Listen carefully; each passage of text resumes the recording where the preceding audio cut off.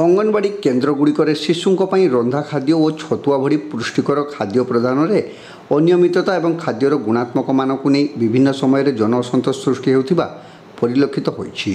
यार निराकरण पर सहरांचल में अंगनवाड़ी केन्द्रगुड़िकर सुपरिचालना दायित्व पौर परिषद स्थानीय काउंसिलर मान दि जाइछि।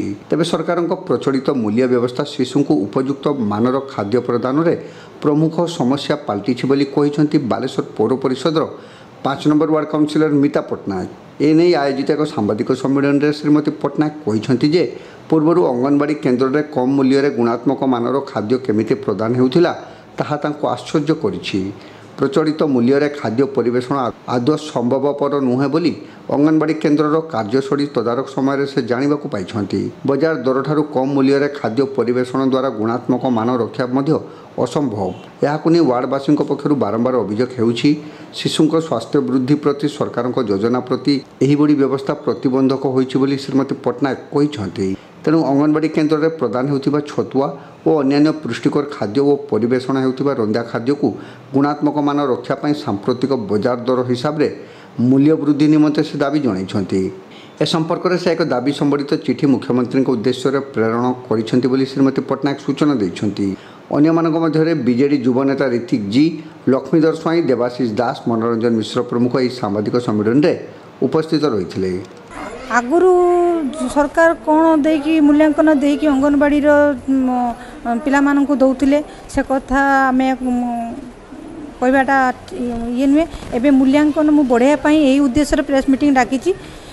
एबे मार्केट दर बहुत थिला बेले अंगनवाड़ी को कम मूल्यांकन आसूची। जेहेतु आमको अंगनवाड़ी दायित्व देइचंती सरकार से आम अंगनवाड़ी कर्मी मैंने आमको आसिक कहते आम कम मूल्य आम पिला मानकु केमिति बेसी दे पारिबु।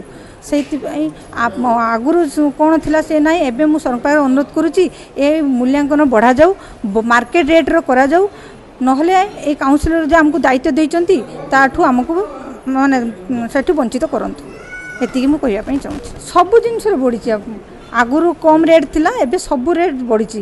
अंगनवाड़ी दीदी मैंने कहते आम मूल्यांकन बढ़िबारु पिला मानकु केठु आनिकी देबु। आगुरु तांकर से माने केमिति मैनेजमेंट करथिले आमे जानू।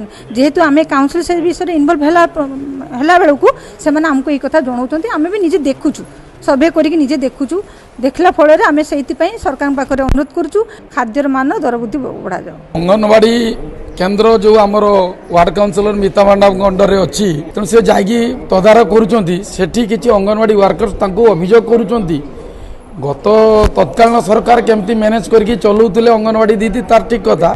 एबे जो दरदाम वृद्धि हेतु बा जो मूल्यांकन बजार दर चली ता अनुसार अंडा कि अन्य खाद्य जो पुष्टिकर खाद्य दि जाऊँगी गर्भवती महिला कि पिला तार बहुत तफात रोच जहाद्वारा कि से संपूर्ण भाव समस्त को दे पारना। तेणु से द्वारा अभियोग करुँच वार्ड काउंसिलर मैडम को जे आमको के सरकार को जनातु आपण मध्यम जे दरदाम टिके बजार दर सहित बराबर रू एवं समस्त को उन्नत मानर आम खाद्य पुष्टिकर खाद्य दे पारू कार अभियोग न आसू निम्न मानर खाद्य जमी न हो समस्त खुशी खाद्य पाते।